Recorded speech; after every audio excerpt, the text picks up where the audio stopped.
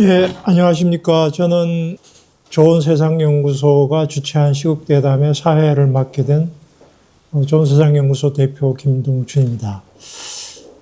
지금 윤석열 대통령의 탄핵건이 지금 아직 결정이 안 돼서 우리가 지금 굉장히 초조한 상태로 지금 계속 며칠을 보내고 있고요.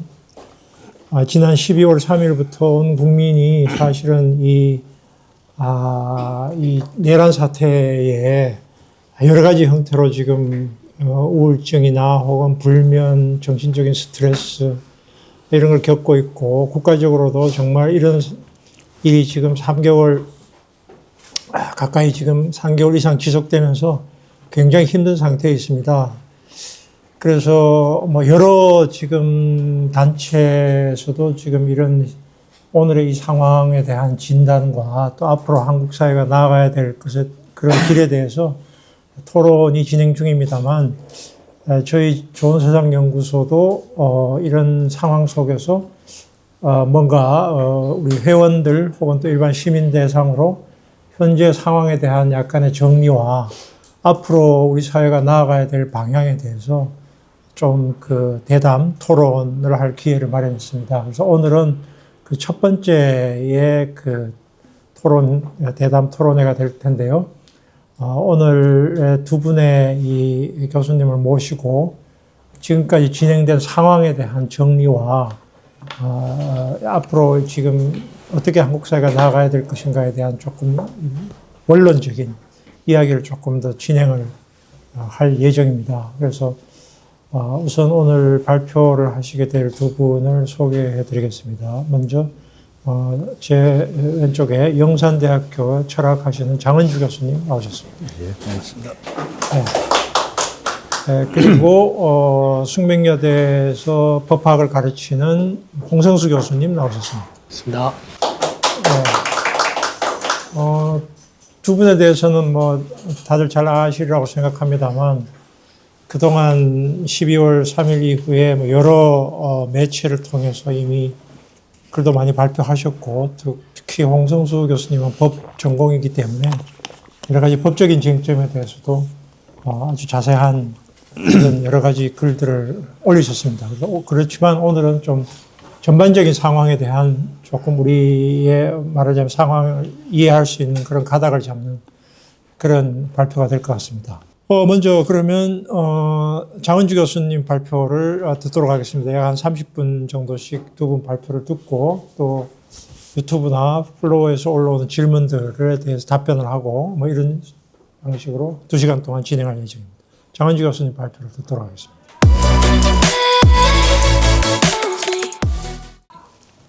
예, 반갑습니다. 방금 소개받은 장은주입니다.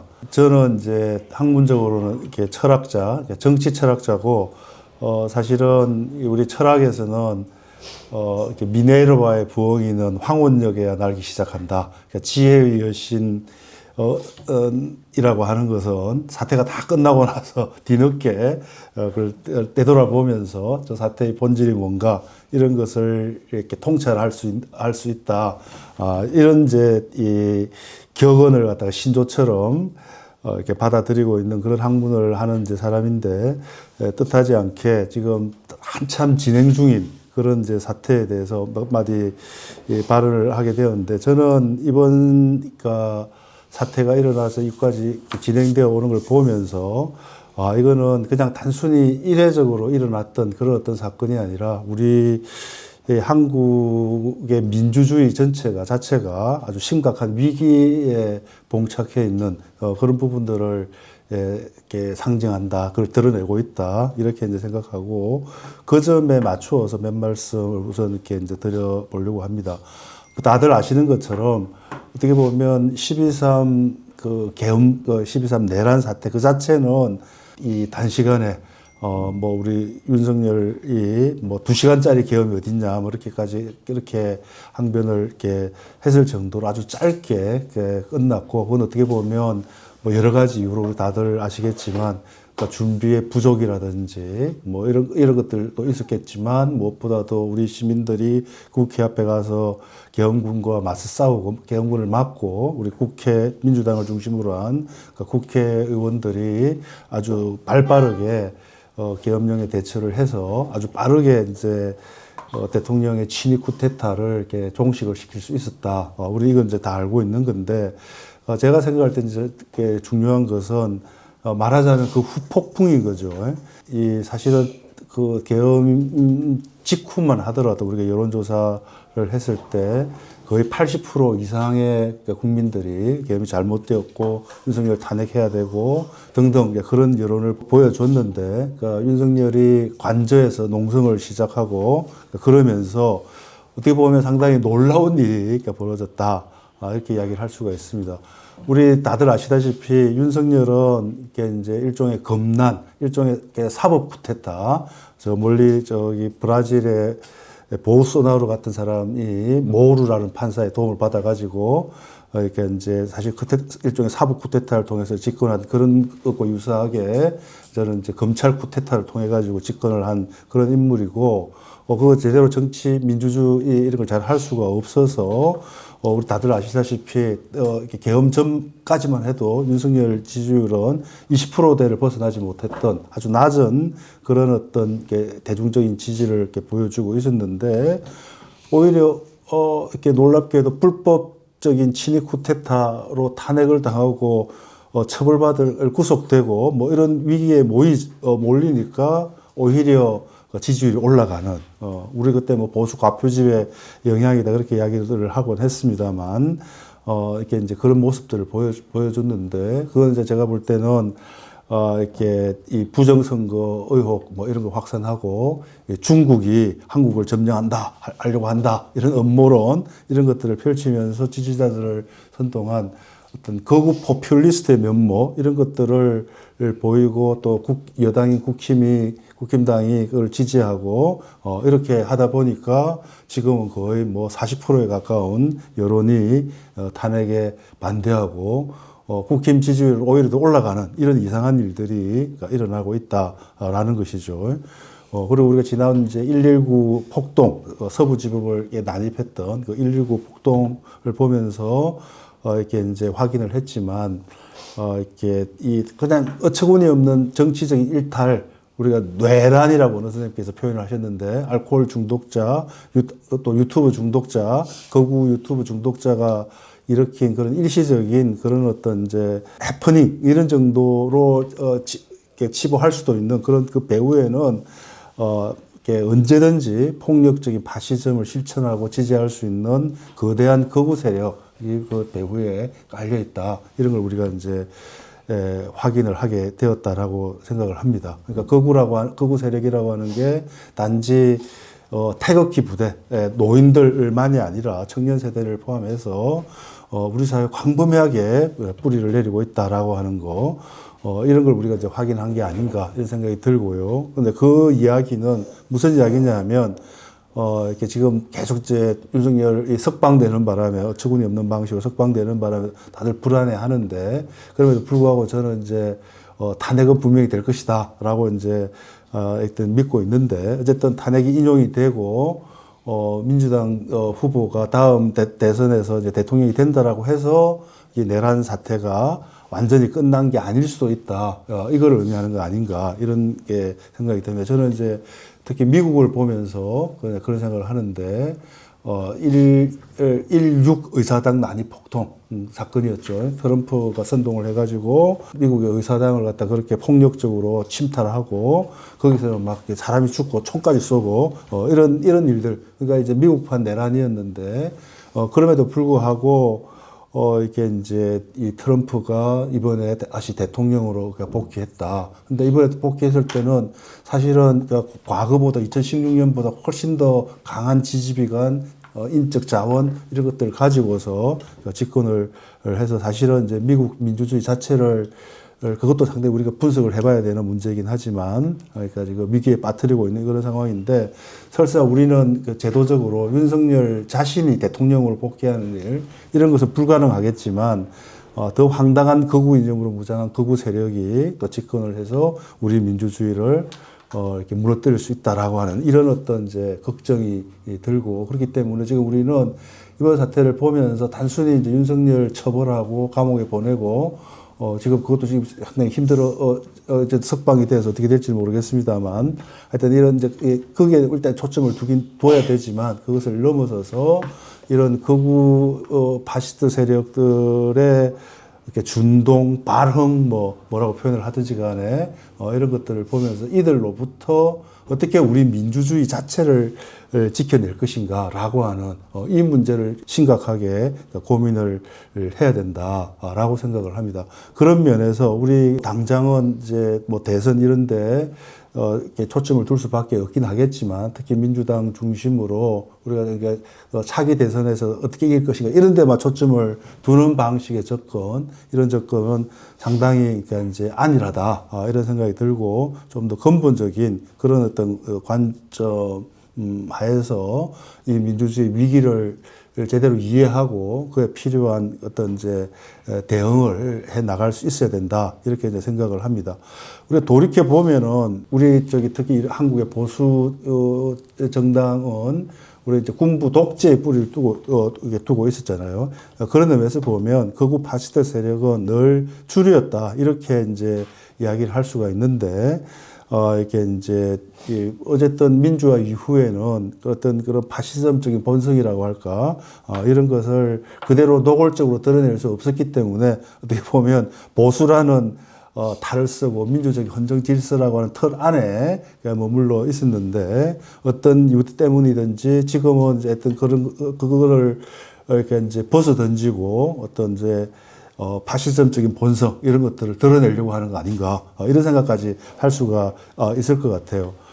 그래서 우리 보수의 어떤 이데올로기적인 성향, 정치적인 성향 뭐 이런 거를 어떻게 규정하느냐 이에 대해서는 논란이 있을 수 있을 것 같은데 제가 볼 때는 이게 통상적인 우리가 이제 보수적인 권위주의라고 권위주의적인 보수라고 해도 좋을 것 같고 그러니까 그런 어떤 통상적인 이제 민주국가에서 보수 정당들, 주류 보수 정당들이 이렇게 이제 보이면서 또 좀 더 강경한 모습들을 보이면 좀 저 보수 정당이 좀 권위주의적인 성향을 보인다. 이렇게 이제 우리가 이야기를 하는데 그런 어떤 보수적인 권위주의 성향, 이런 것들을 그동안은 이제 우리 육항학 체제에서도 이제 보여왔는데 아까 말씀드렸던 그런 어떤 방식으로 지금은 이런 이제 국힘 자체가 윤석열과 더불어서 이렇게 지금 극우 포퓰리즘이라고 하는 그러니까 극우 포퓰리즘에서 제일 중요한 것은 나중에 우리 이제 홍성수 교수께서 그 아주 자세하게 이제 설명을 드릴 걸로 알고 있는데 하여튼 저는 어떤 이제 이렇게 좋은 우리 편하고 나쁜 저들, 우리와 그들 이렇게 나누면서 그러니까 이렇게 민주당을 비롯한 야권 세력은 친북, 친중, 반국가 세력이고 우리는 그들로부터 대한민국을 지키려는 애국 세력이고 라고 하면서 그 양 진영, 양 세력을 갖다가 이렇게 나누어서 대립시킴으로써 정치적 이익을 취하려고 하는 그런 어떤 모습을 보면서 지금 우리 보수가 그 포퓰리즘 경향으로 이렇게 가고 있다. 이렇게 이제 생각을 하는데 이런 극우 포퓰리즘은 또 다른 한편에서는 12.3 계엄이 정당했다. 야권이 그러니까 오히려 그러니까 내란을 범하고 있고 야권이 반국가적인 그런 어떤 탄핵 남발 뭐 이런 것들을 하고 있어서 12.3 계엄이 이게 불가피했다라는 이런 식으로 주장을 하면서 그러니까 민주적인 헌정 질서의 폭력적인 전복 이런 것까지 이런 것마저도 정당화하려고 하는 그것마저도 잘한 일이다라고 이제 주장하는 그런 의미에서 저는 이제 극우 파시즘적인 충동마저 숨기고 있다. 그래서 보면 이런 보수적 권위주의, 극우 파퓰리즘, 극우 파시즘 이 세 가지 경향이 뭐 정확하게 무슨 두부를 칼로 이렇게 베듯이 그렇게 구분된다기보다는 이 세 경향이 서로 혼재해 있으면서 서로의 경계를 이렇게 넘나드는 그런 양상을 보이는 게 아닌가라는 이제 생각이 듭니다.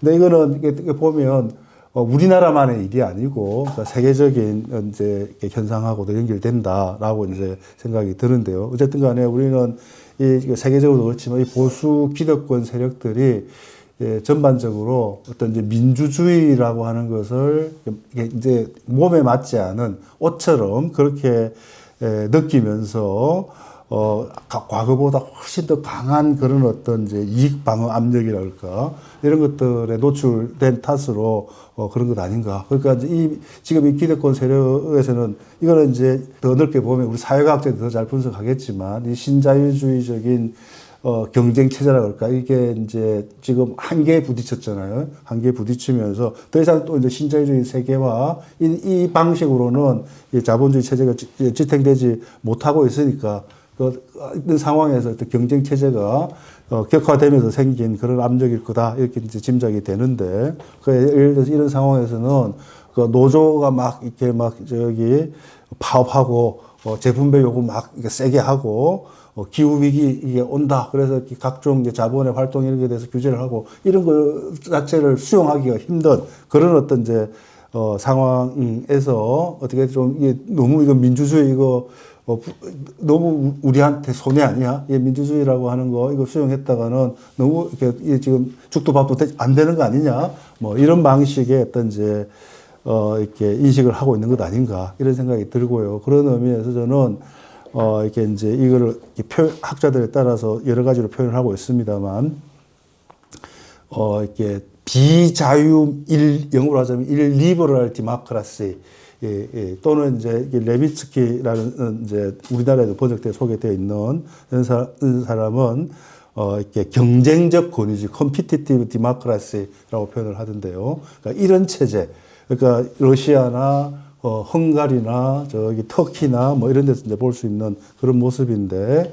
그러니까 선거를 통해서 민주주의의 외양 이런 것은 이제 유지되지만 흔히 말하는 자유민주주의의 가장 기본적인 어떤 이제 요건이라고 할까 이런 것으로 인식되는 시민권의 어떤 기본권을 보장한다라든가 이런 데 별 관심이 없고 특히 이제 정치적인 반대자들을 아주 노골적으로 또는 은근하게 탄압하고 이렇게 함으로써 경쟁 자체를 기울어진 운동장에서처럼 이루어지는 그런 경쟁으로 만들어 다시 말해서 반대자들이나 야당들이 선거에서 이기기 쉽지 않게 만든 그런 어떤 상황에서 민주주의의 외양을 띠고 있는 그런 어떤 민주주의 체제 그런 거를 비자유주의적 민주주의 일리버럴 디모크라시 또는 이제 경쟁적 권위주의 이렇게 이제 표현을 하던데 지금 그러니까 전반적으로 이렇게 전 세계적으로 많은 어떤 이제 보수 우익의 세력들은 민주주의를 그런 정도의 방향으로 끌고 가려고 하는 것이 아닌가.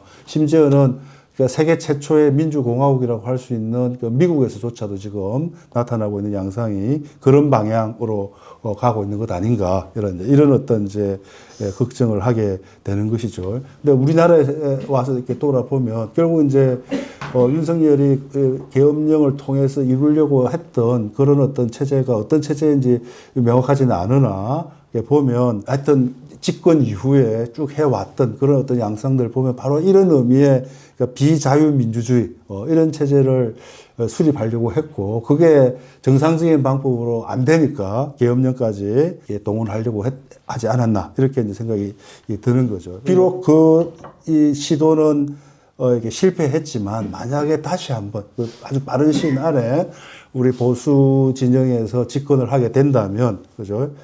바로 이제 지금 말씀드린 그런 방식의 어떤 이제 체제를 수립하려고 하면서 이렇게 계엄령처럼 아주 순식간에 한순간에 민주주의를 무너뜨리려고 하는 그런 방향으로 가지는 하더라도 말하자면 야금야금 그러니까 이 민주주의 질서를 갖다가 침식시켜서 무너뜨리려는 그런 어떤 노력을 기울이지 않겠나 이런 생각이 드는 것이죠.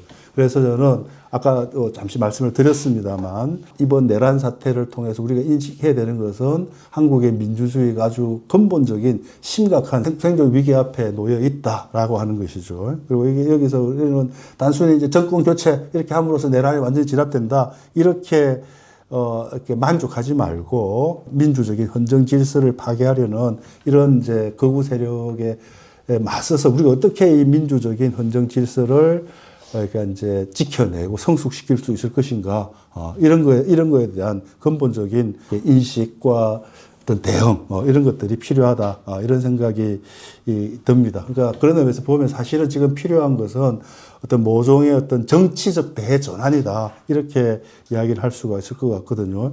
이게 나중에 좀 더 토론이 돼야 되겠지만 그럼 우리 한국 사회에서도 이 극우 포퓰리즘이 왜 어떤 배경에서 이렇게 발응하게 되었느냐 이제 이런 거를 우리가 고민을 해야 되는데 이제 그러면 이 극우 포퓰리즘이 더 이상 더 강하게 발응하지 않도록 할 수 있는 그런 사회적 토양 이런 것들을 우리가 만들어내야 되는 것이죠. 그러니까 그러려면 이게 이제 지금과 같은 우리 지금은 이제 우리 이재명 대표나 이런 이재명 대표께서 민주당 주류가 그렇게 하고 있습니다만 이게 중도층을 흡수해서 또 민주당의 위상을 중도 보수 이렇게 포지셔닝하면서 그러니까 이제 대선을 승리하겠다 이런 어떤 이제 그에만 초점을 두고 있는데 오히려 그보다는 좀 더 강하게 이 극우 포퓰리즘의 토양 자체를 좀 더 민주주의의 우호적인 그런 방향으로 바꿔낼 수 있는 그런 어떤 이제 정책상의 어떤 게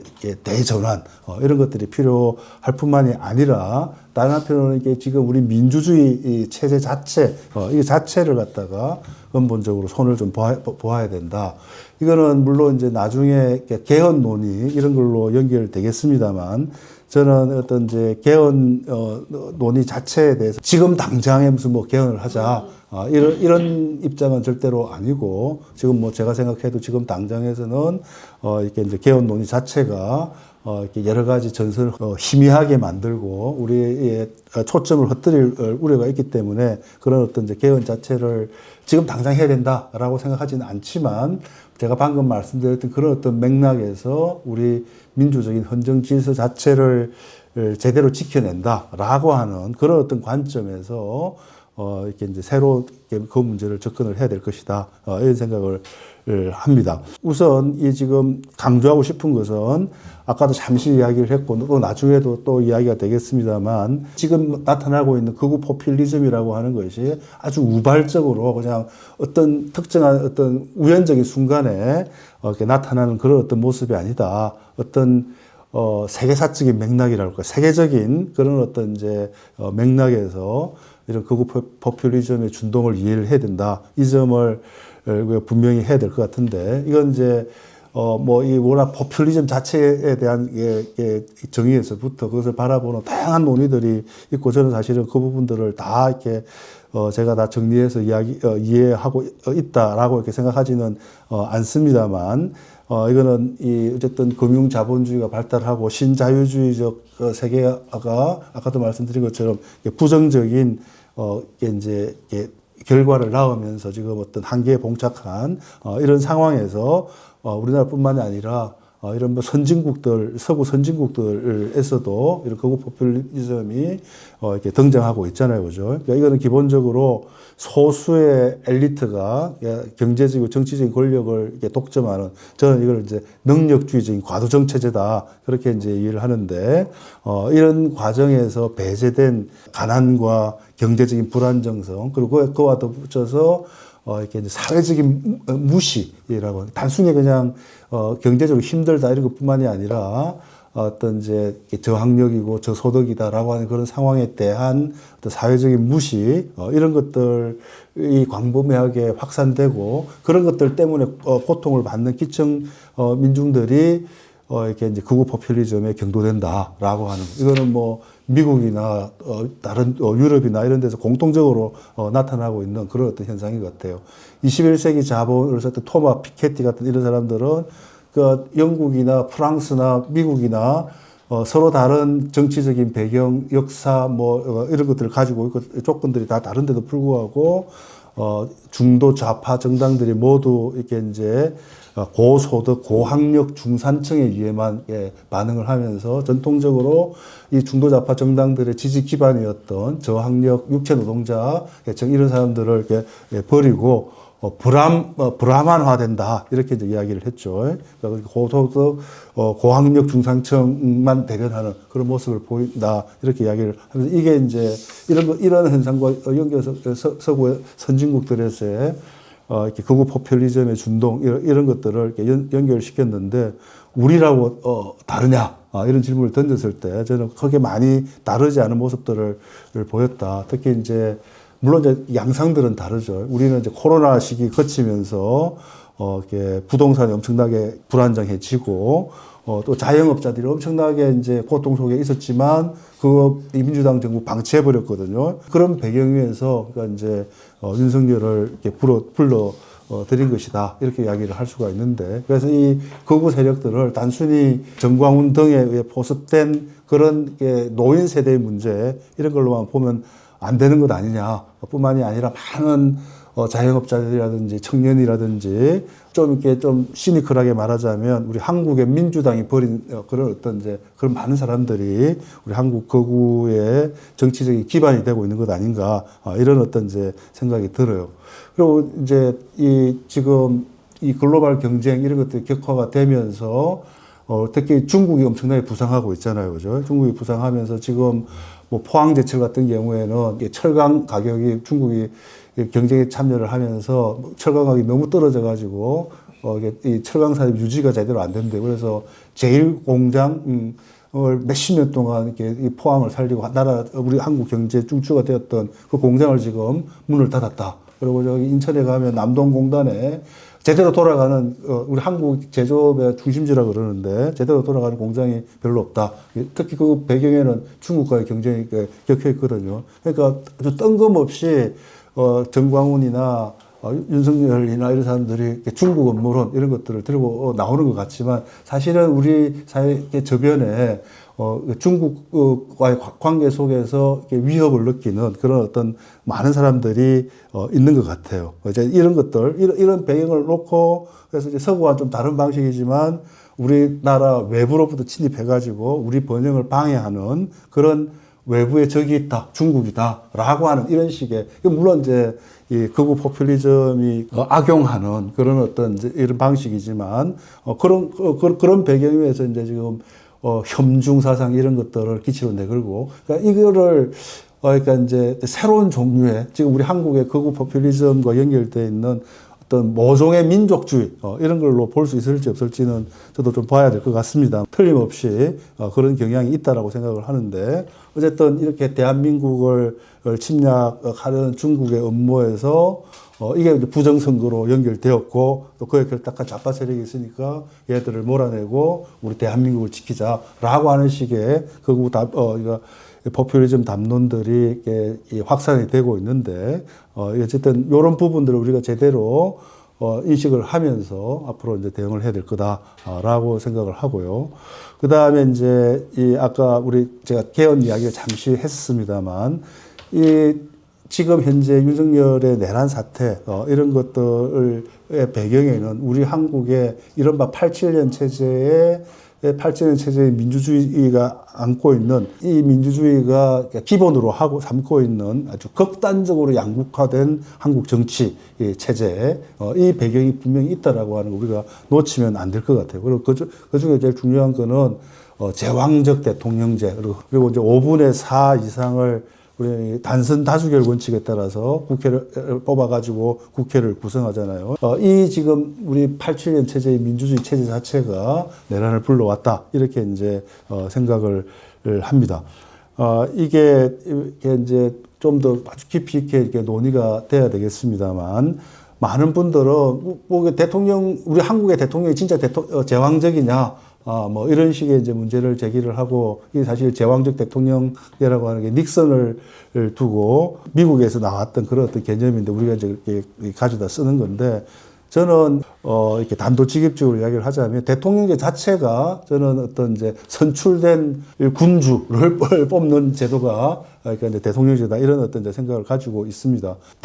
우리 한국의 대통령제가 제왕적이냐 아니냐 이거 자체에 문제가 있는 것이 아니라 한 사람의 자의적인 어떤 이제 결정 범위 안에 너무 많은 권력을 주었다라고 하는, 그러니까 행정부가 1인의 어떤 자의적인 지배 또는 통치에 종속된다라고 하는 것에 문제가 있고, 저는 이게 학자들이 이걸 대통령제화, 정당의 대통령제화라고 이렇게 이야기를 하던데, 그 상황이 이렇고 이게 성자 독식의 원리에 따라서 이제 선거가 진행되고 이러다 보니까 이렇게 모든 정치 과정이 대통령 권력의 획득과 유지라고 하는 그런 목표에 종속이 되고 그러다 보니 정당 자체도 그죠? 그러니까 이제 그 대통령 권력의 획득 여기에만 초점을 두고 정당 자체도 그 대통령제에 맞게 이제 변형이 되는 이런 일들이 일어난다. 그리고 이제 이런 상황에서 극단적인 이렇게 이제 성자 독식이라고 하는 원리가 주어져 있기 때문에 극단적인 대결 정치, 양당 정치, 이런 것들이 이루어지고, 따지고 보면, 그러니까 검찰 통치 체제, 윤석열의 검찰 통치 체제가 성립한 것도 이런 상황 속에서 국힘 입장에서 보면은 한때 이 당을 갖다가 거의 괴멸로 몰고 갔던 그런 원수 같은 사람일 수도 있는 그런 윤석열을 불려들였는데 그걸 무슨 수를 써서라도 이 대결 정치에서 이겨야 되겠다라고 하는 그런 어떤 이제 논리가 작동을 한 거다 이렇게 생각을 하고요. 그게 결국 이제 이런 계엄을 불러온 우리 정치적인 배경이다라고 생각을 하는데 저는 이게 우리 87년 이제 헌정 체제가 대통령 직선 이것만 하면 민주적인 경쟁이라고 하는 그 계기만 도입을 하면 우리 민주주의가 잘 작동할 수 있을 것이다. 이런 아주 소박한 믿음에서 출발을 했지만 이 민주주의라고 하는 것은 무슨 자동기계 제도만 만들어 놓으면 그것이 잘 그냥 계속해서 이제 굴러가는 그런 자동기계가 아니라 이 민주주의는 자칫 잘못 설계될 때는 자기 파괴적인 덫 이런 것들을 그 자체에서 생산해낼 수 있다. 이 점을 우리가 인식을 하고 앞으로 지금 내란을 완전한 종식을 하고 새로운 민주주의를 발전시키려고 하면 어떻게 하면 그런 이제 자기 민주주의의 자기 파괴적인 덫을 피하면서 새로운 민주적인 이렇게 이제 체제를 만들어낼 수 있을 것인가 이런 것들을 좀 고민을 하고 준비를 해야 된다 이렇게 생각을 합니다. 예, 반갑습니다. 소개받는 홍성수라고 합니다. 뭐 이런저런 얘기 많이 좀 준비해 오긴 했는데요. 뭐 다 말씀드릴 수 있을지는 모르겠지만, 드릴 수 있는 말씀 좀 드리고, 그 다음에 이따가 뭐 토론 질의응답 시간에 또 말씀드리도록 하겠습니다. 뭐 넓게 보면 이제 주제가 비상계엄 사태와 민주주의에 관련된 쟁점들이 문제인 것 같습니다. 뭐 많은 분들이 헌법 공부를 너무 많이 하셔가지고 사실은 뭐 제가 자세히 말씀드릴 필요가 없을 것 같은데요. 뭐 그 자체로 이제 명백히 위헌적이고 불법적인 비상계엄. 저는 이 비상계엄 선포됐을 때 뭔가 전쟁이 확실히 난 게 아닌가라는 사실 생각을 했습니다. 뭔가 국지전이라든가 뭔가 있지 않을까. 뭐 하다못해 조작이라도 간첩 사건이 뭔가 크게 터져서 우리 국회의원의 절반이 간첩이다. 뭐 이런 뭐 사건이 있지 않았나라는 생각을 했는데 사실은 아무것도 없이 계엄을 선포했다는 게 너무나 좀 충격적인 그런 부분이고 뭐 사실 아시다시피 계엄이라고 하는 게 뭐 전시라든가 사변 또는 이에 준하는 국가 비상사태에만 선포가 될 수 있는데 정말 이렇게 쉽게 이제 군사력이 동원될 수 있는지가 너무나 좀 충격적이었던 그런 사건이었던 것 같습니다. 또 이제 또 잘 아시겠지만 사실 명백히 계엄 절차를 위반한 그런 부분도 있었죠. 뭐 국무회의 심의를 거치게 한다거나 뭐 이런 나름대로의 그 절차가 있음에도 불구하고 그런 부분을 정말 너무나 다 무시하고 이게 선포가 됐다는 것도 참 충격적인 일이었던 것 같고요. 그 다음에 이제 뭐 저도 만나는 사람마다 탄핵 심판이 인용될 거냐 기각될 거냐 물으시는 분이 너무 많은데 사실 저는 이제 기각을 하기에는 기각 결정문을 쓰기가 법률가 입장에서 너무 어렵다는 생각 때문에 인용이 될 거라고 생각하는데요. 그 이제 이유 중에 하나가 이 계엄 포고령이라고 하는 건 논란의 여지 없이 이제 문자로 이렇게 남아있는 포고령이 있는데 그 포고령의 내용을 보면 국회나 지방의회 정당 활동을 금지하고 있는 내용들. 이거는 뭐 명백한 위헌이고 계엄에서 도저히 할 수 없는 그런 조치가 내려졌고 그 조치가 문서로도 다 남아있다. 너무나 명백한 근거인 거죠. 뭐 이제 탄핵 심판하는 과정에서 뭐 진술의 신빙성 이런 것들이 몇 가지 논란이 됐습니다만 저는 그게 신빙성 있다고 봅니다만 설사 다 거짓말이다 라고 할지라도 탄핵을 인용하는 데는 별로 문제가 되지 않는다는 거고요. 그리고 또 여기 뭐 의료인 처단 이런 얘기도 나오지만 저는 사실 이런 것도 다 위헌이라고 봅니다. 우리 긴급사태가 있을 때 이제 비상계엄을 통해서 이제 파업이나 집회, 그 다음에 영장주의에 대해서 일정한 제한을 좀 풀어줄 수는 있습니다. 그러니까 이제 긴급 상황이니까 뭐 영장을 좀 쉽게 내준다거나 뭐 집회를 조금 더 엄격하게 제한한다거나 뭐 이런 것들은 가능한다고 봅니다만 파업이나 집회를 아예 금지하는 거라든가 영장 없이 체포할 수 있다. 이거는 뭐 아무리 긴급사태고 아무리 비상계엄이 선포됐다고 해도 그 자체로 인정되지 않는 거라고 생각하고요. 그것이 또 헌법 학계의 주류적인 견해라고 생각합니다. 그래서 이거는 계엄 포고령 자체는 그냥 거의 이 전체 내용 중에 위헌이 아닌 게 없다라고 해도 과언이 아닐 정도로 한 글자 한 글자가 다 문제가 되는 그런 내용의 계엄 포고령을 선포했기 때문에 이것이 뭐 위헌이라는 거는 뭐 이거는 다른 주장을 할 만한 여지가 없다고 생각하고요. 그 이후에 또 행동이라는 부분도 실제 취해진 조치도 너무 황당한 게 많죠. 무장 군인이 국회에 난입을 했고 또 국회를 봉쇄하고 사실상 의결을 방해하고 또 선관위를 영장 없이 압수수색을 하고 정치인 등을 뭐 체포하려고 시도했다. 뭐 이런 부분은 설사 이 부분이 인정되지 않는다고 하더라도 다 위헌이겠지만 그래도 상당 부분은 또 우리가 눈으로 다 봤던 부분이기 때문에 너무나 명백한 이제 위헌이고 위법이고 또 민주주의 파괴한 거다라는 점에 대해서는 뭐 이견의 여지가 없을 것 같습니다. 위임된 권력을 이렇게 위헌적이고 불법적으로 권한을 남용하는 것이 과연 가능한 것인가? 너무나 명백히 민주적 정치 과정을 파괴한 거고 헌정 질서를 무력화한 거고요. 꼭 법의 관점에서 생각하지 않더라도 우리 민주화가 정말 군부 독재와 싸워서 군사력을 함부로 동원할 수 없는 이 사회를 간신히 만들어놨는데 이렇게 대통령의 어떤 근거 없는 정말 정당화되기 어려운 계엄 선포에 의해서 군사력이 이렇게 쉽게 동원됐다라고 하는 것이 너무나 좀 충격적인 일이었고, 우리가 이제 법치라고 했을 때는 권력자가 법에 의해 통제를 받는다는 게 법치의 핵심인데, 이 법치라고 하는 것이 너무나 손쉽게 무력화됐다는 것도 충격적인 또 부분이 아니었나라고 생각을 합니다. 뭐 아까 말씀드린 이 계엄 포고령을 보면은 다시 한번 보시면은 이 빨간색으로 된 부분이 사실은 다 명백한 위헌 소지가 있는 그런 내용이라고 사실 할 수가 있을 것 같고요. 뭐 헌법상 계엄 조항이나 이런 것들 한번 보시면은 우리가 사실 이 조문이 민주화 이후에 새롭게 만들어진 조문이 아닙니다. 이미 심지어는 군사 독재 시절에도 계엄이 문제라는 건 다 알고 있었기 때문에 이 조문이 크게 바뀌지 않은 채 계속 유지가 되어 왔던 것이고요. 그렇게 우리가 오랫동안 어떤 국가 권력을 통제하는 방법으로 계엄이 남용되지 않는 쪽으로 우리가 다 질서를 만들어 놨는데 그것이 너무나 손쉽게 무력화됐다라는 것도 참 충격적인 일이 아닐 수 없다라고 말씀을 좀 드릴 수 있을 것 같습니다. 근데 이제 조금 저는 다른 말씀을 좀 드리면 사실 이제 계엄 사태가 난 이후에 뭐 한국의 민주주의가 끝났다, 87년 체제의 한계와 취약점이 드러났다. 저는 여기에 대해서 뭐 동의는 합니다만 약간은 좀 다른 말씀을 좀 드리면은 과연 이게 민주주의의 허약성을 보여줬다라고 하기에는 너무나 잘 진압이 된 부분도 있다라는 것도 우리가 너무 부정적인 얘기만 하기보다는 그래도 우리가 민주화 과정에서 이뤄놓은 성과가 전 나름 있었다는 점도 좀 짚고 넘어가야 되지 않을까라는 생각입니다.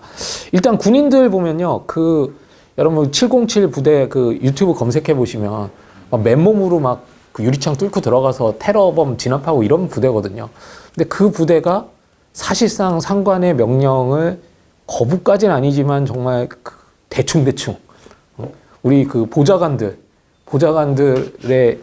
밀면 밀리고 총도 잡아 당기고 막 이러는 그런 상황이 전개됐다는 게 우리 군인들도 이제는 호락호락하지 않다. 더 이상 뭐 상부의 명령이라고 할지라도 부당한 명령에는 쉽게 복종하지 않는다는 거. 또 그 앞에 멀쩡한 시민들이 있는 상황에서 자신들이 가지고 있는 무력을 쉽게 사용하지 않는다라는 것을 보여준 저는 뭐 사건이기도 하다라고 생각하거든요. 그것이 저는 이 쿠데타 일어나기 전에 예전에 박근혜 탄핵 때도 뭐 친위 쿠데타 있지 않겠냐 이런 얘기 있을 때 저는 뭐라고 말씀을 드렸었냐 하면 쿠데타를 하면 군인들이 명령에 따르겠냐. 저 멀쩡한 시민들이 시위를 하고 있는데 그걸 진압하라는 명령을 했을 때 대한민국 군대가 그거를 수행하겠냐. 그런 일은 정말 우리 민주화 시대에 일어나기 어렵다. 군인들도 다 민주화가 된 젊은이들이다. 민주주의를 소중하게 생각하는 이런 말씀 드렸는데 그런 모습들이 뭐 완벽하게 나타난 건 아니지만 그래도 저는 어느 정도 나타났다라고 생각이 들고요. 또 하나는 이제 무장군인이 어쨌든 출동을 했잖아요. 근데 저도 한 12시 좀 넘어서 국회 앞으로 갔거든요. 근데 단 한 번도 그 군인들이 저한테 총을 쏠 거라고는 생각하지 않았습니다. 저도 모르게 막 복잡한 생각을 한 게 아니라 그냥 그런 일은 대한민국에 있을 수 없다라고 그냥 어느 순간 생각을 했고, 아마 거기 앞에 모인 많은 국민들도 대한민국 군인들이 무장을 했지만, 군사력을 가지고 있지만 그거를 국민들한테 쓰지 않을 거라는 확신을 이미 우리 국민들은 가지고 있었다. 저는 이것도 큰 성과라고 생각하고요. 또 어떻게 보면 계엄해제 의결이 됐는데 이 의결된 게 뭐라고? 그냥 무력을 가지고 있으면 다 그냥 밀고 가면 되는 거 아닙니까? 의결을 했건 말건. 쿠데타라는 게 법이고 나발이고 그냥 군사력으로 밀어붙이는 게 쿠데타라는 건데, 계엄 해제됐다는 이유로 군인들이 바로 철수를 합니다. 심지어는 대통령이 계엄 해제 명령을 내리지도 않고, 정확하게 계엄이 해제되려면 국회가 의결을 하고 대통령이 계엄 끝 선언을 해야지 끝나는 건데, 의결이 되니까 바로 군인들이 철수를 하기 시작을 사실 했고요. 대통령이 계엄 해제 선언을 하자 모든 군인들이 갑자기 다 철수를 하게 되는 그런 사태들, 이런 것들은 제가 아까 이제 법치가 무너진 사건이다라고 말씀을 드렸지만, 다른 한편으로는 법대로 하니까 대통령이 또 법대로 그걸 집행하게 되는, 이런 걸 보면 법치가 무너졌다, 민주주의가 무너졌다라고 하기에는 또 그렇지 않은 부분도 좀 있었다는 생각이 들고요. 또 그 이후에 국회가 탄핵소추 의결을 하고 탄핵심판 절차가 개시됐습니다. 그래서 대통령이 지금 직을 그만두기 일보 직전까지 와 있는 그런 상황들. 또 우여곡절이 있었지만 어쨌든 현직 대통령이 구속이 됐습니다. 이런 사태들을 보면은 계엄 이후에 헌정제도가 정상적으로 작동했던 부분이 있다. 또 권력보다 법이 우위에 있다라는 것을 보여준 부분도 있기 때문에 저도 당연히 이 80년 체제의 취약점이 드러났다. 한국 민주주의가 이렇게 가다니 이렇게 생각을 한편으로 합니다만, 또 다른 한편으로는 우리의 민주주의가 생각보다는 강하다라는 걸 보여준 부분도 저는 동시에 봐야 된다라고 생각을 합니다. 하지만 또 그렇게 희망적으로 보기에는 또 잃은 것이 너무 많기도 합니다.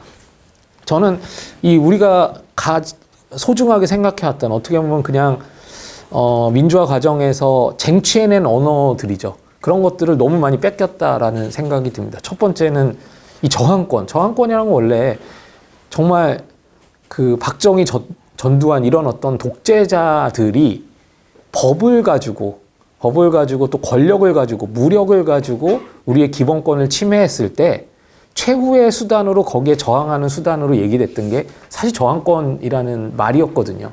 그래서 긴급조치 관련자들, 그분들이 당시에 박정희의 법을 어기긴 했지만 이건 저항권의 행사다, 이렇게 쓰여왔던 말인데, 지금 이 상황에서 헌재나 또는 법원이 낸 영장에 저항하는 걸 보고 대통령이 그것에 불복하는 걸 보고 저항권이란 말을 여기다 붙인다라고 하는 게 참 더 이상 이런 말을 사용해야 될지, 이런 용어가 무슨 의미가 있는지 이런 이제 생각을 하게 된 그런 사건이었던 것 같고요. 또 인권이란 말도 그렇습니다. 어느 순간 인권이라는 게 내란 혐의자들의 어떤, 이게 인권인지 특권인지 헷갈리지만 이런 인권위 사태들을 보면 그걸 가지고 인권위가 권고를 하고, 또 구속 취소, 물론 이제 즉시항고제도 이런 거는 좀 문제가 있는 제도인 건 맞습니다. 근데 왜 하필 이 시점에서 지금 대통령의 구속을 막는 방법으로 그런 제도가 그런 식으로 이용이 돼야 되는 것인지, 이런 것들이 정말 너무나 충격적인 부분들이 있었고, 장은지 교수님 옆에 계시지만 이 계몽이란 말, 저도 이거 너무 좀 충격적인, 원래 계몽이 이 정근대적이고 봉건적인 압제에 맞서서, 이 특권의 어둠에 맞서서 이성의 빛을 비추는 게 원래 계몽이었거든요. 근데 거대 야당이 국정을 마비시켜가지고 그걸 알게 됐다, 이 계몽이다. 사실 앞으로 저는 어디 가서 계몽이란 말을 함부로 쓰기가 참 부끄러운 것 같습니다. 근데 이제 이런 말들은 많이 썼죠. 자유민주주의, 자유 반국가 세력 이런 거 이제 구호로 많이 쓰긴 했지만, 이제 이 탄핵에 반대하는 세력들이 저항권, 인권, 계몽 이런 말들을 어떻게 보면 찬탈해 갔다라고 하는 게, 우리가 그동안 쌓아왔던 어떤 역사를 좀 되돌리는 부분이 있지 않나라는 생각이 들어서 너무나 좀 착잡한 부분이 있는 것 같습니다. 그리고 또 우리 그동안 민주공화국에서 쌓아올린 여러 가지 정치적, 사회적 합의들이 다 파괴가 됐다. 예를 들면 사법결정을 존중하는 거. 어떤 분들은 야당에서도 맨날 또는 뭐 좌파들도 맨날 뭐 사법 결정에 대해서 비판하고 이러지 않냐? 물론 비판하죠. 제 전문이 사법 결정 비판하는 게 제 전문입니다. 근데 사법 결정을 비판하는 거랑 그것을 존중하지 않고 파괴하는 거랑은 완전히 좀 다른 개념이거든요. 영장이 나왔는데 그 영장의 집행을 거부한다? 또는 서부지법에 들어가서 판사 개인에게, 물론 그 법원에 대한 감시와 비판은 되게 중요한 민주주의의 하나의 그 과정이긴 하지만 그 특정 법원에 들어가서 그 판사들을 직접적으로 공격하려고 한다, 물리적으로. 이거는 진짜 우리 우리 민주주의가 쌓아 올렸던 성과들을 완전히 다 무너뜨리게 되는 부분이 아닌가 싶고요. 또 선거제도와 결과에 대한 존중, 이런 것도 이제 다 파괴되고 있죠. 다 부정선거다 어쩌고 저쩌고 해서.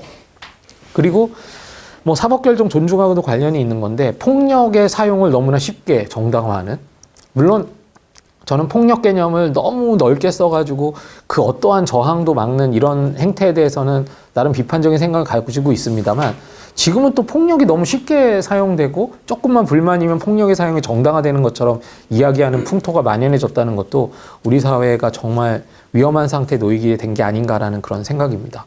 또 군사력의 동원, 정말 이 계엄이라는 게, 오늘 제가 뭐 학교 수업 시간에도 계엄과 법이라는 특집으로 이렇게 특별 수업을 진행했는데, 그때도 말씀드렸던 게, 학생들하고도 이제 나눴던 게, 이 군사력을 동원하는 게 정말 얼마나 위험한 일인지 모른다. 정말 위험천만한 일이었잖아요. 물리적인 충돌이 조금만 격화됐어도 유혈 사태가 일어날 수 있었던 정말 절체절명의 순간들이었는데, 그런 것들을 너무나 쉽게 어쩔 수 없었다, 뭐 야당의 폭거 때문에 이렇게 얘기하는 것 자체가 이 군사력의 동원을 너무 쉽게 생각하는 게 좀 생긴 거 아닌가? 우리가 그전에는 그 어떠한 상황이 와도 쿠데타는 안 된다, 군대가 개입하면 안 된다라는 것에 대한 합의를 일궈낸 게 어떻게 보면 민주화의 과정이었는데, 좀 그런 게 다 무너져 버리는 게 아닌가라는 또 생각이 들었습니다. 뭐 정치 양극화 이런 것도 물론 말씀드릴 수 있는 부분이 있고요. 그리고 이제 저는 이제 아까 12.3 계엄 사태 이후에 민주주의가 무너졌다라고만 하기에는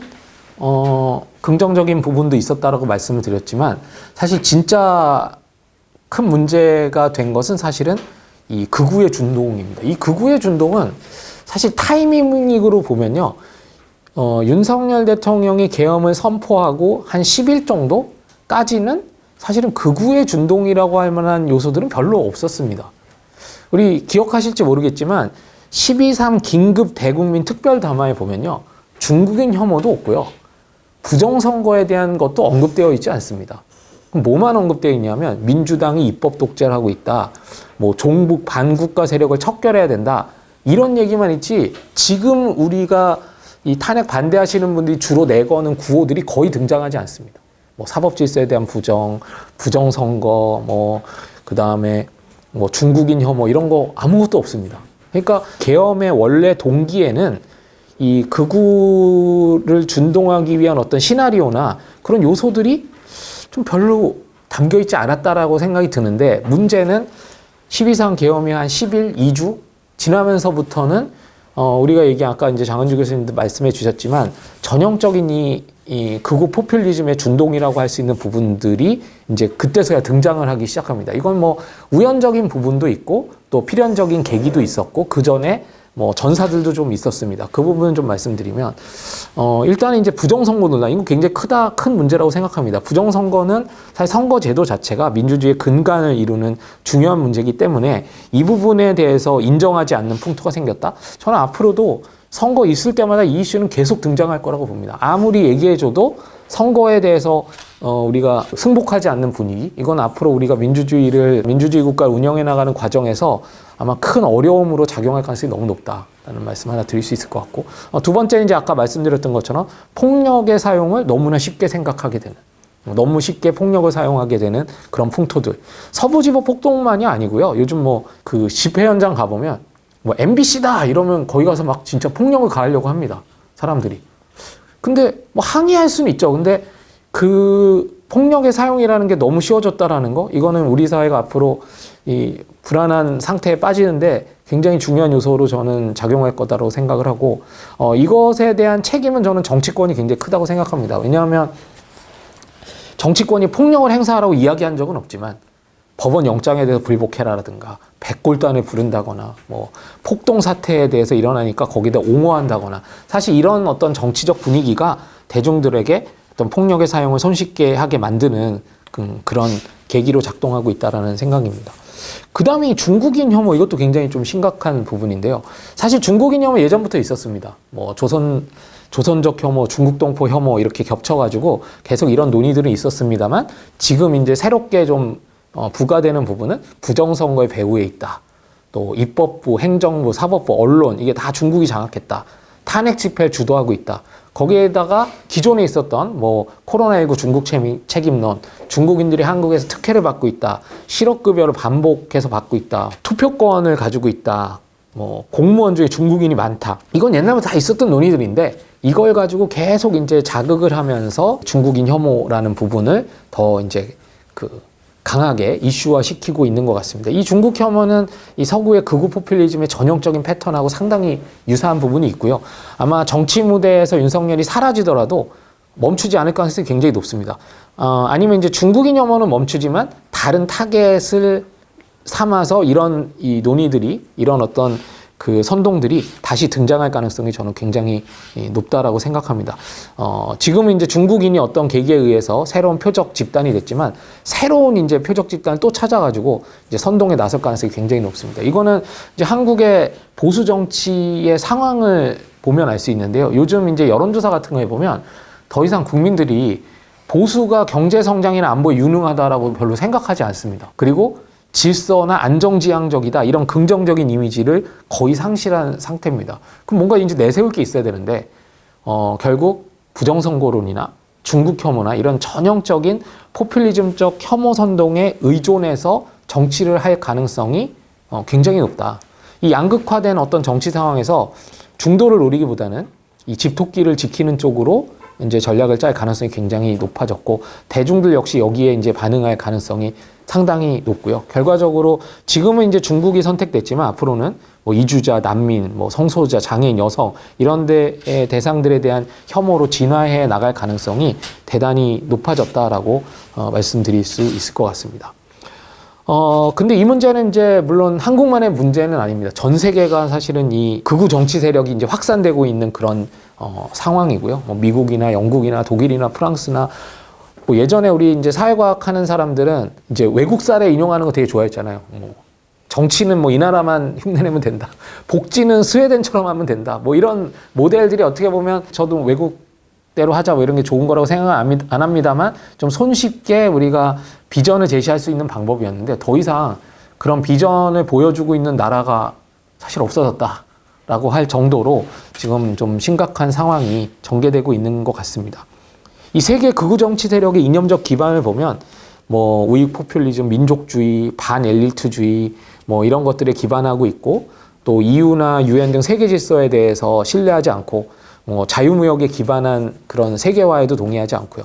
또 어떤 난민이나 이슬람 등 표적 집단을 찍어서 공격하는 그런 형태들이 만연해 있는 그런 상황입니다.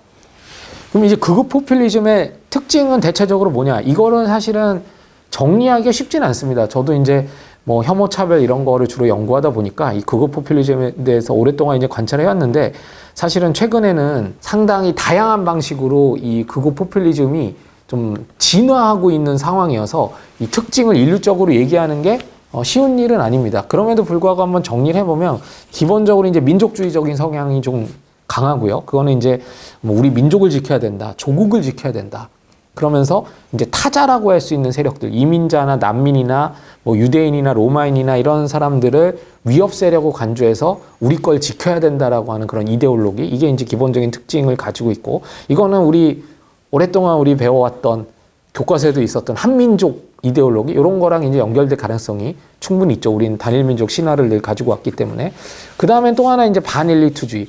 사실 엘리트들이 사회를 어느 정도 리드해 본 부분이 있었는데 이 극우 포퓰리즘에서는 이 엘리트들이 결국엔 민중의 적이다라고 생각을 하면서 민중들이 직접 나서서 정치에 영향을 미쳐야 된다라고 주장을 합니다. 근데 또 이러다 보면 어떤 문제가 발생하냐면 우리가 예전부터 민주주의 하면은 우리 자유민주주의라는 건 기본적으로 이제 소수자 존중의 원칙이라는 게 늘 있었고 이건 우리 사회교과서에서 다 나오는 내용입니다. 근데 이 극우 포퓰리즘에서는 다수의 의견을 따르자는 얘기는 되게 많이 하지만 소수자의 의견이 존중되어야 된다는 이야기는 절대 하지 않는 그런 특징들을 가지고 있습니다. 그러니까 어떤 민주주의란 이름으로 소수자의 권리를 짓밟는 그런 민주주의 형태들이 이제 극우 포퓰리즘의 또 중요한 특징이고, 또 하나는 이제 권위주의. 사실 이 극우 포퓰리즘이 등장할 때 보면 늘 어떤 리더들이 있습니다. 뭐 대표적으로 이제 트럼프 같은 리더도 있고, 또 영국에도, 프랑스에도, 뭐 독일에도 이런 리더들이 늘 있고요. 이 리더들이 마치 국민의 구원자 또는 카리스마적 지도자로서 숭배를 받는 뭐 이런 모습들이 쉽게 나타납니다. 또 하나는 이제 어떤 전통적 성이나 가족 가치관, 이런 보수적 규범을 지향하면서 과거에 대한 어떤 향수 이런 걸 또 불러 일으키기도 합니다. 한마디로 예전엔 좋았는데 지금은 왜 이렇게 됐을까? 그 이유는 저들이 와서 이렇게 됐습니다. 뭐 이런 식의 논리들을 펼치는 경우가 매우 많다라는 것을 또 볼 수 있고요. 그래서 뭐 극우의 이념을 정리한 논자들이 되게 많습니다. 근데 다 비슷비슷하게 이런 식으로 극우 이념 또는 극우 파시즘을 정의하고 있습니다. 그래서 이런 것들이 어떻게 보면 우리 1948년 이후 우리 세계대전과 홀로코스트에 대한 반성에서 탄생한 어떤 보편적 인권과 평화 이념, 이런 걸로 탄생한 국제인권 평화체제가 저는 이제 다 붕괴되는 그런 상황. 사실 그 이전만 해도 더디 간 적은 있지만 후퇴한 적은 없었다라고 생각하거든요. 조금 더 빨리 가야 되는데 왜 이렇게 안 갈까? 이런 적은 있었는데 명백한 후퇴라고 할 수 있는 시점은 지금 2020년대 이후가 처음 아닐까라는 생각이고요. 소위 서구 선진국이라고 할 수 있는 나라들에서 만들어온 여러 가지 인권과 민주주의, 법치주의, 사회국가, 평화국가, 문화국가 원리에 기초한 이런 헌정체제도 이제는 명백하게 좀 후퇴를 얘기할 수밖에 없는 그런 상황이 도래된 거 아니냐라는 그런 우려를 안 할 수가 없고요. 우리도 이제 본격적으로 이런 흐름이 시작됐다라고 할 수 있을 것 같습니다. 하지만 이 한국의 극우 세력이 완전히 새로운 현상이라고 보는 것은 저는 조금 오해라고 생각을 합니다. 왜냐하면 이미 있었거든요. 이미 있었고, 이건 뭐 예를 들면 정광훈 씨 같은 경우도 있었습니다. 근데 문제는 이분이 계속 이제 당 이름을 바꾼 이유가 잘 안 돼서 바꾼 겁니다. 잘 됐으면 바꿨을 리가 없죠. 2008년부터 선거가 있을 때마다 계속 나와요. 근데 계속 이렇게 헤맸던 이유가 뭐냐면 국민의힘이 안 끼워줬거든요. 그러니까 계속 이제 소수로 머물 수밖에 없었고 더 이상 정치 세력 확보할 수 없었습니다. 대중동원은 꽤 됐어요. 작년에 1027 한국교회 200만 연합 예배만 해도 110만 명에, 물론 주최 측 추산이긴 합니다만 저도 가서 봤습니다. 근데 110만 명은 좀 오반데 꽤 많은 사람들이 왔습니다. 근데 이분들 주장을 들어보면 한국 사회에서 가장 큰 문제가 뭐냐? 동성혼이 가장 큰 문제라는 거예요. 어떻게 인식이 정말 한국 사회의 가장 큰 문제가 동성혼이라는 건 너무나 우리 교회가 할 일이 많은데 사실은 뭐 기후 위기도 있고 뭐 여러 가지 우리 사회적 불평등, 정말 교회 이름으로 얘기할 것들이 너무 많은데 우리 교회가 직면해 있는, 우리 사회에 참여해야 되는 교회의 가장 큰 이슈가 동성혼 차별금지법 반대다라는 얘기를 100만 명 가까운 사람이 하는 걸 보고 야, 어떻게 여기까지 왔는지 정말 이해가 안 되는 그런 부분들이 있었는데, 아무튼 이런 현상들은 이미 있었다라는 거죠. 반무슬림, 뭐 반동성애, 반페미니즘 표방하면서 이런 극우선동을 하는 세력들은 이미 있었습니다. 그리고 그 이전에도 뭐 이주자 혐오라든가 뭐 소수자 혐오를 노리워했던 뭐 일간 베스트라든가 뭐 여성 혐오라든가 뭐 조선족 혐오, 난민 혐오, 장애인 혐오, 뭐 5.18 혐오, 이런 것들은 이미 다 존재하고 있었던 건데, 다만 주류 정치에서 힘을 받지는 못했다. 예를 들면 난민 혐오 한번 예를 들어보면요. 난민 반대 집회, 우리 2018년 제주 예멘 난민 사건 때 정치인들이 올라와가지고 뭐 하고 난민법 폐지 법안도 발의하고 이랬습니다. 근데 별로 이슈가 안 됐거든요. 선동이 잘 안 된 거죠. 거기서 이제 하나의 어떤 찻잔 속의 폭풍 정도로 머물렀던 것이 당시의 상황이었는데 이제 좀 달라졌다. 그래서 저는 이 한국의 극우가 12.3 계엄 이후에 그 생성됐다기보다는 가시화된 거라고 보는 것이 조금 더 정확한 진단이 아닐까라는 생각을 하고 있습니다. 그런 점에서 보면 이렇게 극우 세력이 준동했던 그런 부분들은 기존에 우리가 혐오나 차별을 선동했던 세력들을 조기에 진압하지 못했던, 이들을 제압하지 못했던 부분들. 그래서 실제로 국회 상황을 보면 2013년 이후 인권, 평등, 차별 이런 걸 키워드로 한 법안은 통과된 것이 거의 없습니다. 다 철회되고 다 법안 발의조차 못했습니다. 그때 이제 인권 시민사회가 처절하게 싸우면서 여기서 더 밀리면 안 된다. 이게 도대체 말이 되냐라고 절박하게 호소했지만 사실 문재인 정부하에서도 여기에 대한 진전이 거의 없었던 부분들, 이런 것들이 이제 오늘날 속수무책으로 이런 세력들이 퍼져나가게 됐던 그런 부분이 아닐까 싶습니다. 그럼 여기에 대해서 이제 어떻게 대응을 해야 되는가에 대해서 좀 말씀을 드리면, 사실 여러분들이 좋은 말씀 참 많이 하십니다. 뭐 하나만 볼까요? 제일 위에 엄격한 법 집행, 정당 정치 안정적 운영, 시민사회 연대, 민주주의 인권 평화, 다양성 가치의 수호, 뭐 이런 취지로 참 좋은 말씀들을 많이 하십니다. 근데 어떻게 보면 분석은 굉장히 현란한데 대안은 좀 초라하지 않나?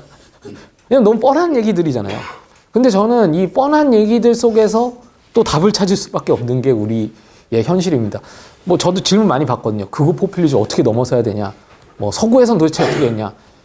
방법이 잘 없으니까 여태까지 다들 헤매고 있는 거 아니겠습니까? 그래서 사실 문제를 시원하게 해결할 수 있는 화끈한 단 하나의 해결책은 저는 없다라고 생각하고, 어떤 대안도 좀 우습게 보지 말고 사실 할 수 있는 실천을 조금씩 해 나가는 것이 저는 대안일 수밖에 없다. 어떻게 보면 밑빠진 독에 물 붓기 같아 보일 수 있겠지만 현실적으로 이런 얘기를 할 수밖에 없다라는 좀 말씀을 드릴 수밖에 없을 것 같고요.